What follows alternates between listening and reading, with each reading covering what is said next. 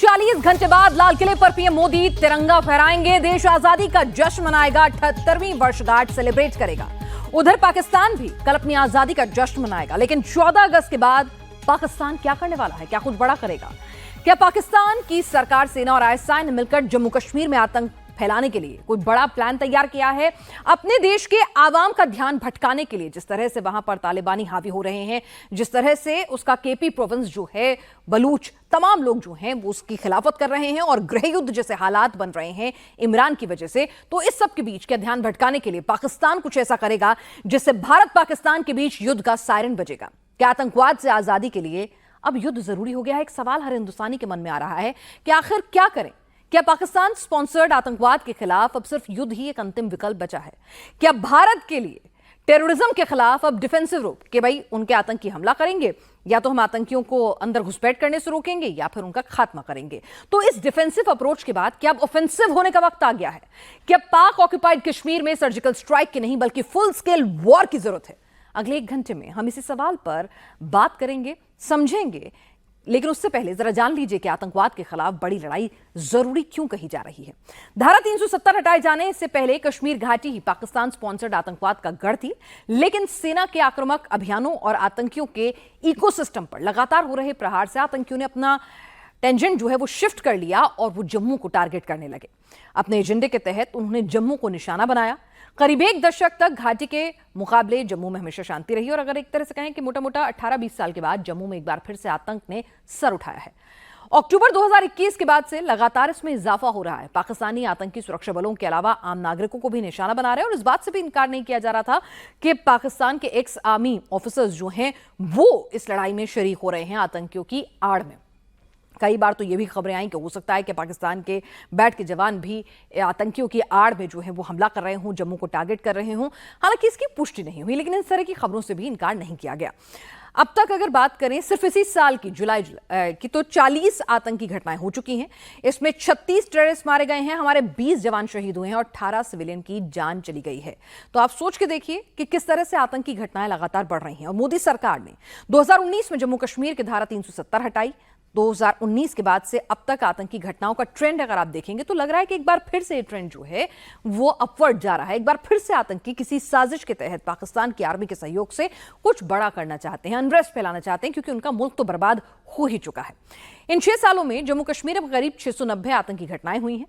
इन घटनाओं में मुठभेड़ के दौरान 900 से ज्यादा आतंकी मारे गए और 262 जवान शहीद हुए। इन आतंकी घटनाओं में करीब 171 आम लोगों की जान भी गई है। तो क्या घाटी में एक बार फिर आतंक जो है वो अपना पैर पसारने की कोशिश कर रहा है? लेकिन कभी छोटे, कभी ज्यादा, कभी बड़े, इस तरह के छद्म युद्ध से, इस तरह के टेररिस्ट की आड़ में हमलों से हम कब निजात पाएंगे? हम कब आजाद होंगे? हम अपना आजादी का जश्न कब खुलकर मना सकेंगे? इन्हीं सवालों का जवाब लेंगे मेजर जनरल जीडी बख्शी हमारे साथ इस वक्त जुड़ चुके हैं। मेजर जनरल संजय मेस्टन हमारे साथ हैं और मेजर जनरल के सिन्हा हमारे साथ इस वक्त जुड़ चुके हैं। बख्शी साहब, सबसे पहला सवाल सर आपसे है मेरा, आखिरकार कब हम अपने आजादी के जश्न में ये चिंता छोड़ेंगे कि भाई पाकिस्तान से टेररिस्ट हमला हो सकता है, टेररिस्ट घुसपैठ कर सकते हैं, वो हमारे आजादी के जश्न में खलल डाल सकते हैं? कब हम खुल के इस जश्न को मनाएंगे? आतंक से आजादी कब मिलेगी हमें?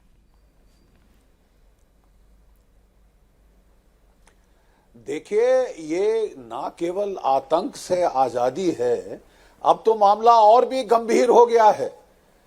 जो भी बांग्लादेश में हमारे खिलाफ साजिश हुई है, तख्ता पलट हुआ है हसीना वाजेद का, वो भारत के खिलाफ एक बहुत बड़ा ये तकरीबन हमला था आप कहें। हमारी सिक्योरिटी पे एक बहुत बड़ी चोट की है पाकिस्तान ने। उसका यूनाइटेड स्टेट्स पीछे हो, चीन का भी पैसा हो, हथकंडा करने वाला कैट्स पॉ पाकिस्तान था। अरे साहब, पिछले 3-4 सालों से ये टेररिज्म को पीर पंजाल के साउथ की तरफ ला रहा है, पंजाब में फिर जिंदा करने की कोशिश कर रहा है। लगातार हमारी कैजुअल्टीज बढ़ रही हैं, लेकिन मैं हैरान हूं कि हमारी सरकार पता नहीं क्यों वो बड़ी उदार हो गई है पाकिस्तान के प्रति। वो जो सीज फायर था बॉर्डर पे, वो भी नहीं हटाया है। अरे साहब, वो उसके चलते तो फैसिलिटेट हो रही है इन्फिल्ट्रेशन हमारे इलाके में। हमारे जो 1,80,000 जवान कम कर दिए थे कोविड के दौरान, 3 साल भर्ती बंद करके, वो अभी तक पूरे नहीं किए गए हैं। और मुझे समझ नहीं आ रहा कि हमने 2016 में सर्जिकल स्ट्राइक करी थी, 2019 में हमने एयर स्ट्राइक करी थी, तो अभी तक कोई हमने पलटवार नहीं देखा है। अब ना सिर्फ पलटवार का टाइम आया है, अगर आप शांति चाहते हैं, अगर आप इस डर, इस भय से मुक्त होकर रहना चाहते हैं, तो आपको पाकिस्तान पर भीषण प्रहार करना होगा। पाकिस्तान तो कह रहा है उसने 1971 के युद्ध के परिणाम बदली कर दिए हैं। वो जिहादी आतंकवाद इस फटीचर मुल्क ने बांग्लादेश में भी स्प्रेड कर दिया है। बांग्लादेश की इकोनॉमी, वो उसकी जो पर कैपिटा इनकम है 2015 में पाकिस्तान को क्रॉस कर गया था, 2021 में भारत के पर कैपिटा इनकम को क्रॉस कर गया था। 6% प्रति एनम के रेट पे वो देश की इकोनॉमी का इजाफा हो रहा था। ये वहां के जिहादी जो तंजीमें हैं, जमायते इस्लामी, उनको मंजूर नहीं। क्या चाहते हैं वो? कि वो पाकिस्तान में दोबारा उसके कॉलोनी बन जाए और अपने आप का, अपनी औरतों की इज्जत लुटवाएं, अपने घर जलवाएं और वहां पे हिंदुओं का नरसंहार हो। This is intolerable. बहुत हो चुका है। अब हमारे पास और कोई विकल्प नहीं है सिवाय hitting back and hitting back hard. अगर एक युद्ध हो जाता है, छोटा भी, लिमिटेड भी, तो पाकिस्तान की इकोनॉमी तबाह हो जाएगी।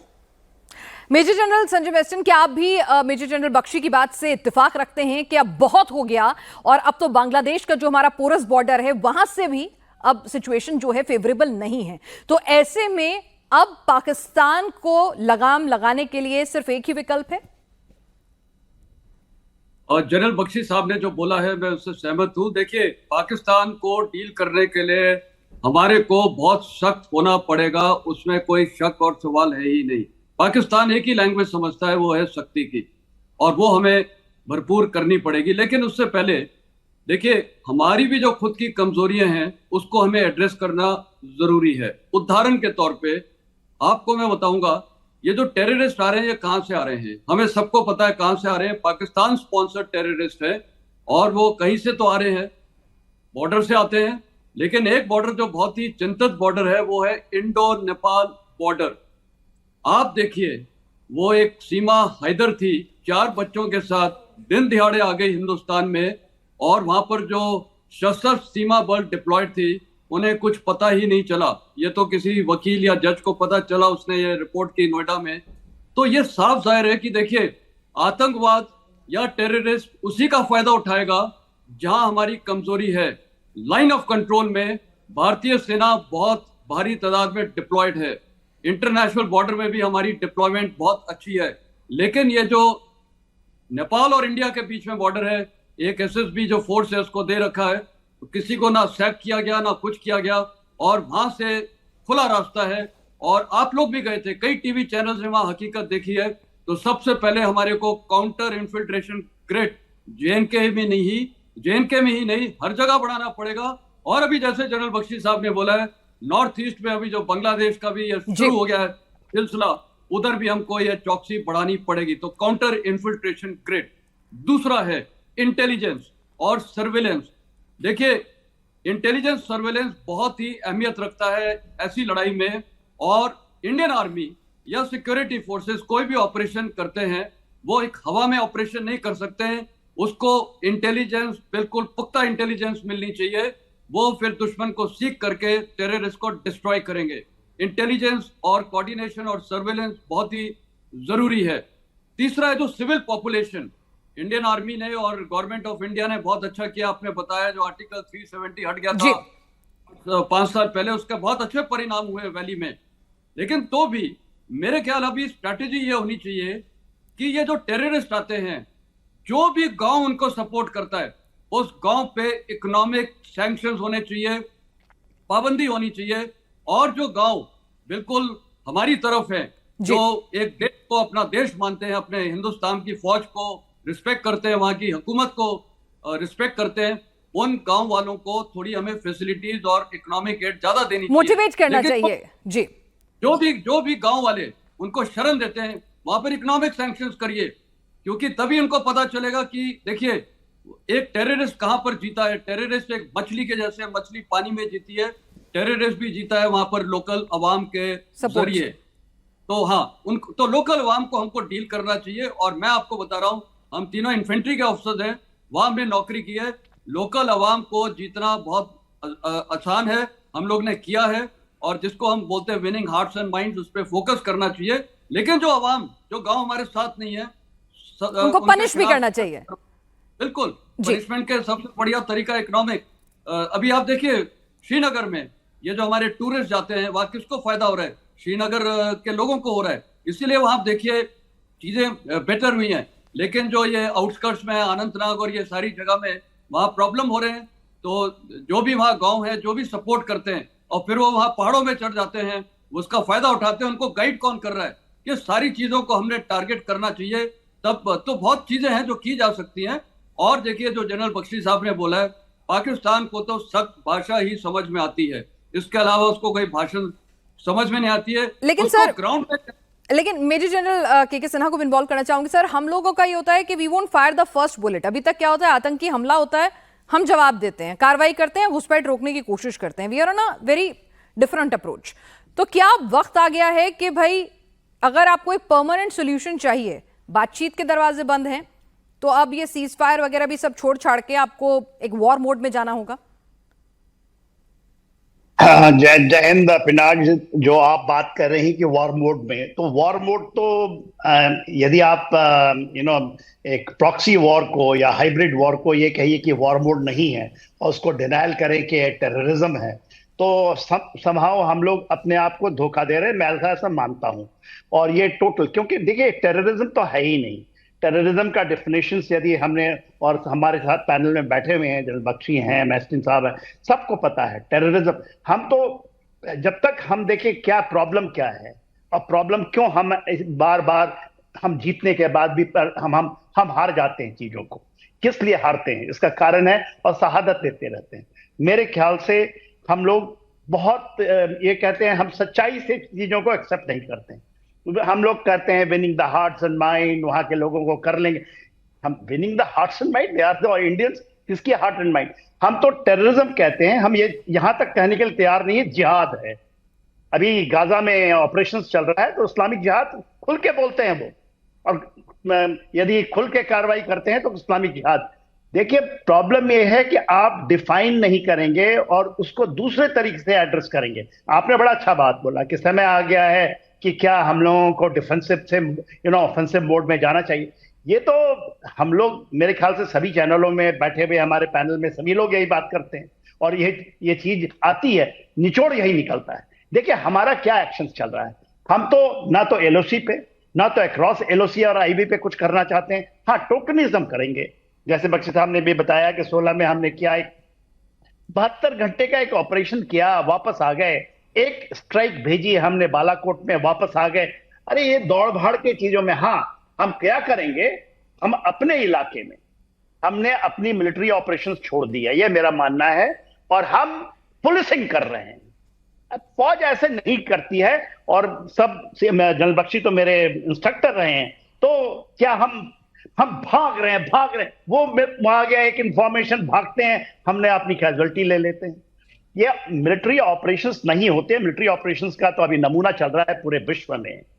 मिलिट्री ऑपरेशंस यदि हमारे लगाया गया है और इसको आप डिफाइन नहीं कहेंगे कि प्रॉक्सी वॉर है, तो डिटरेंस पैदा करना पड़ेगा। डिटरेंस का तरीका ही दो है।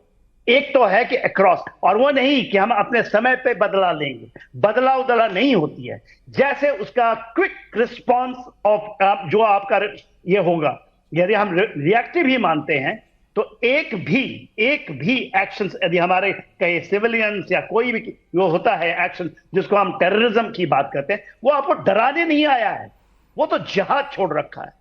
और वो अभी जिहाद धीरे धीरे बढ़ता हुआ, ये बांग्लादेश 71 में हमने तो एक बनाया था ना इस पाकिस्तान को कि वो कट जाएगा और हमारी थ्रेट परसेप्शन थोड़ी ठीक हो जाएगी, उसने तो आपका रिवर्स कर दिया 1971। यदि आप बांग्लादेश में या देखिएगा ना, अभी कल मैं किसी फॉरेन के चैनल में बैठा था, दे वर टेलिंग मी, वो हमारे को बता रहे थे कि आप लोग कहते थे 2.5 front, is it 3 front war के लिए आप लोग तैयार हैं? ये दिस वाज द क्वेश्चन, और आप कर पाएंगे? तो जो चीजें हैं, हम डिनायल मोड में हैं, डिनायल मोड लगातार। टूरिस्ट बढ़ गए, हमने वहां पर अमरनाथ यात्रा कर दी, हमारे ये ग्रिड, ये कभी ग्रिड, आप फौज कोई ग्रिड बनाती है क्या? जो हम ग्रिड बनाते हैं कि एंटी इन्फिल्ट्रेशन ग्रिड है हमारा, ये चीजें नहीं होती हैं। अदरवाइज हम अपने को थकाते हैं और कुछ नहीं, हम फ्रंटियर में जैसे करते हैं ना, फ्रंटियर फोर्स लगा रखी है अपनी, ये चीजें आपको डिटरेंस नहीं पैदा करें, उनकी रूहें कांपनी चाहिए, और रूहें उसी समय कांपेंगी जब आपने जो बात कही, हमें ऑफेंसिव मोड, और ये नहीं कि लड़ाइयां लगी कि पाकिस्तान का एक और वॉर हो जाए 2024 में या 2025। वॉर तो उसने तो छड़ रखा है और उसने देर नहीं की है, वो लगातार करता रहता है। 30 साल से तो हम ही देख रहे हैं, हम लोग सबने वहां पर योगदान किया है। आपकी आत्माएं, क्योंकि हम तो डेली अपने बच्चे खो रहे हैं, वो तो नहीं होता। आपने एक बहुत अच्छा बात कही थी शुरू में आपने एड्रेस में, कि वहां पर एक खुरासान प्रोविंस है, वो आईएस खुरासान है, उसके टेररिस्ट नहीं, उसके जिहादी, और रशिया भी बोलने लगा है, वो रशिया तक पहुंच गए, वो तो भारत के पास क्या। अभी तो खबरें हैं भी आ रही हैं कुछ जगहों में, वो डीजीपी हैं, पुराने डीजीपी साहब भी बोलते हैं कि 600 आ गए, 2 बटालियन हैं जो कि उनके एसएसजी वाले हैं वो घुसे में। मुझे तो लगता है कि जिस तरह से हम अभी तक भाग, और पूरा इलाका, चाहे वो पीर पंजाल के नॉर्थ साउथ, आप ये देखिए, और ये डीप इनसाइड जाएगा सर। लेकिन हमारी एक फिलॉसफी है कि हम फर्स्ट बुलेट अपना, मतलब हम युद्ध में खुद नहीं जाते हैं, हम रिटेलिएट करते हैं। तो कहीं ना कहीं भारत एक शांति प्रिय मुल्क के तौर पर एक जो एक इमेज है कि भाई हम वॉर नहीं लॉन्च करेंगे। और लगातार हम इस विषय पर चर्चा कर रहे हैं कि आजादी तो हमें मिली, लेकिन हमें आतंक से आजादी कब मिलेगी। और इसी पर हमारे साथ वरिष्ठ पैनल लगातार जुड़ा हुआ है। मेजर जनरल जीडी बख्शी हमारे साथ इस वक्त जुड़ चुके हैं। सर, आपसे फर्स्ट बुलेट हम फायर ना करें, ये एक एप्रीहेंशन इंडिया का हमेशा रहता है, और युद्ध जब आप करते हैं तो आपको भी नुकसान झेलना पड़ता है, इकोनॉमिकली, आपकी फौज का, और इंटरनेशनली भी।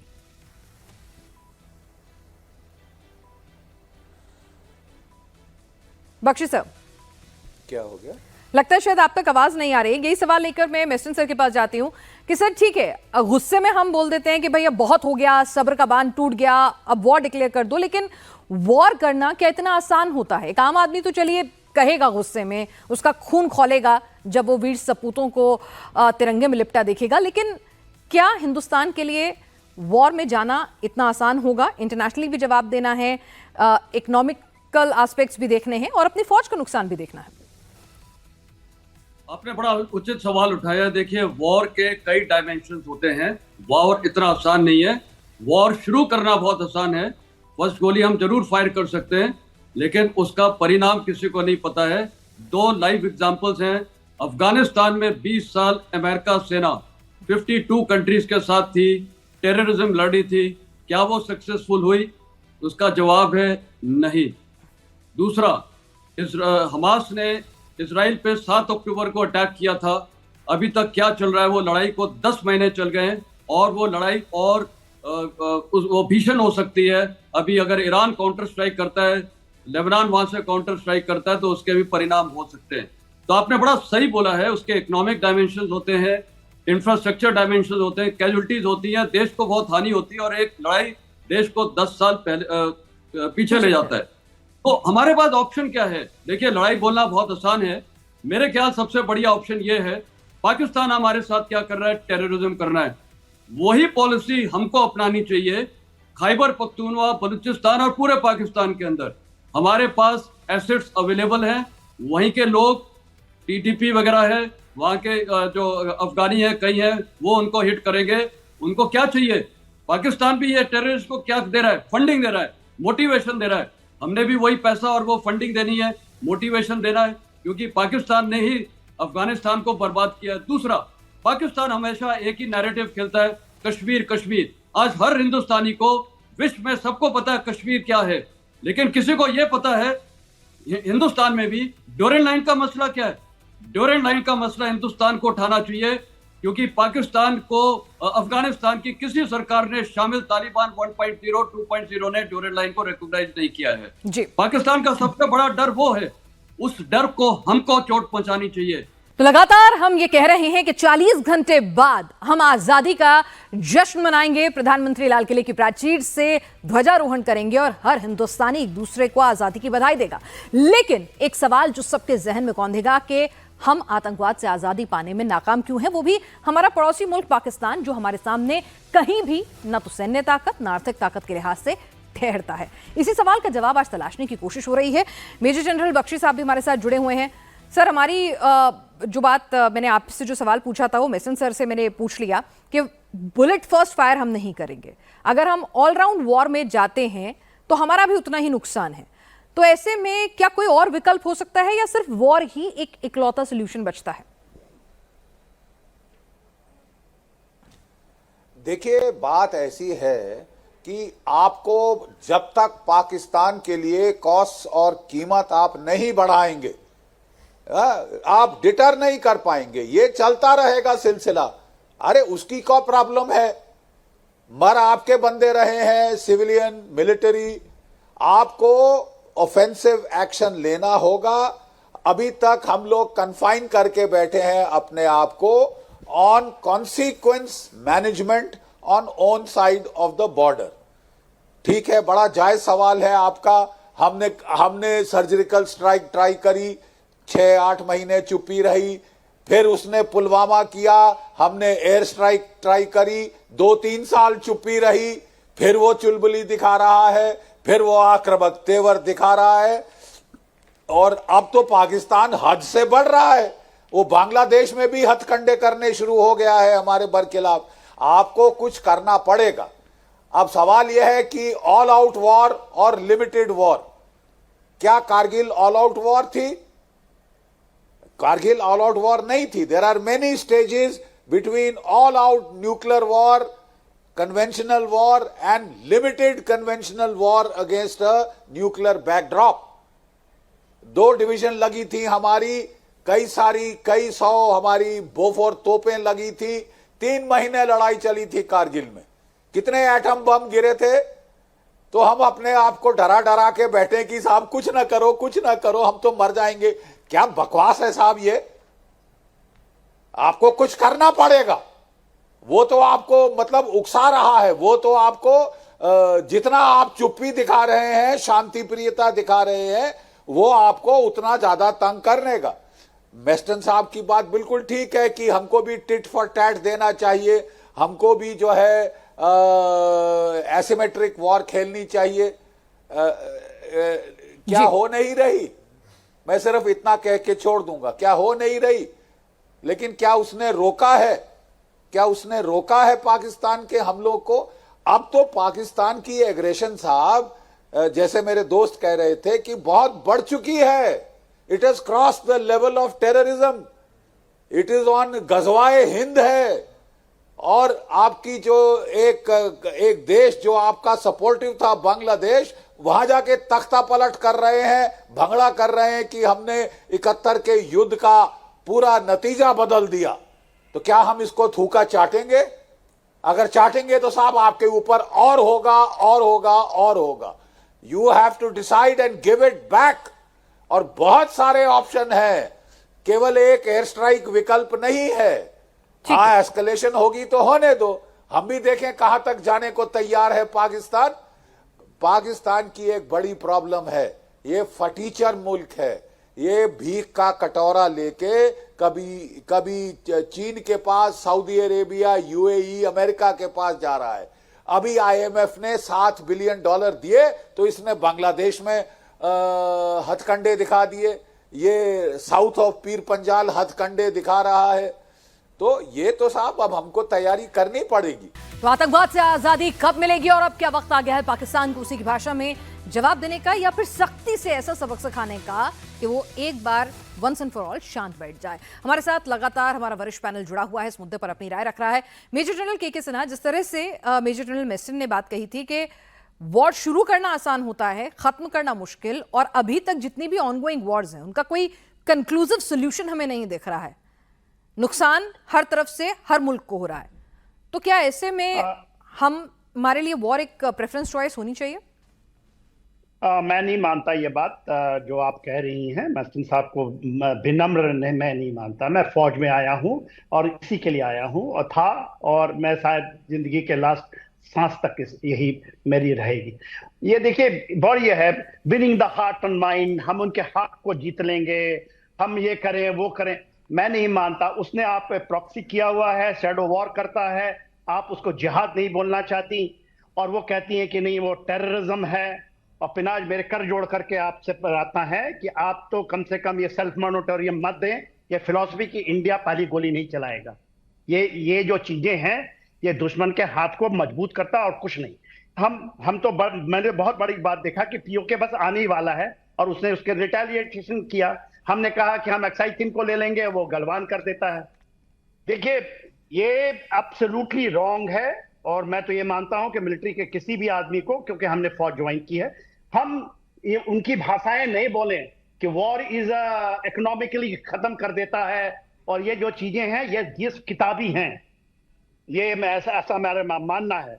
देखिए आपके तो सारी सीमाएं, चाहे वो वेस्टर्न फ्रंट है, नॉर्दर्न फ्रंट है, ईस्टर्न फ्रंट है, वहां पर तो आपका वो खुला हुआ है। आप मणिपुर में क्या करें? वो शैडो वॉर नहीं है तो और क्या है?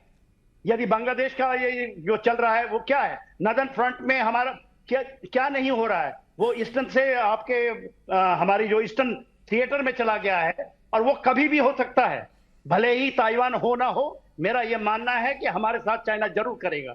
हम चाइना की बात नहीं करना चाहते। देखिए ये मैं नहीं कहता, मैं वॉर मॉन्गर नहीं हूं। आप ये मत समझिए कि वॉर कर देना। बख्शी साहब ने बहुत तरीके होते हैं।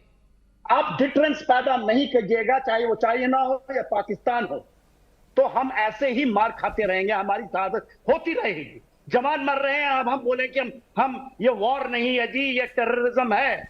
हमारे इस महीने 20 जवान मर गए। मेरा दिल रोता है कि किसने हमें तो यही सिखलाया गया था ना, offensive is the best defence. तो किताबों में रह गया वो क्या? या हम अप्रिसिएशन जब लिखते हैं इन कॉलेजों को, स्टाफ कॉलेज या जेसी में, तो बढ़ चढ़ करके बात करते हैं और फिर कहते हैं कि नहीं जी वॉर इज नॉट। हम वॉर को क्यों लाते हैं बीच में? उसने वॉर छेड़ रखा। आप ये बोलने के लिए तैयार हैं प्रियद कि हमारे ऊपर में 30 साल से वॉर है? वॉर नहीं तो क्या है?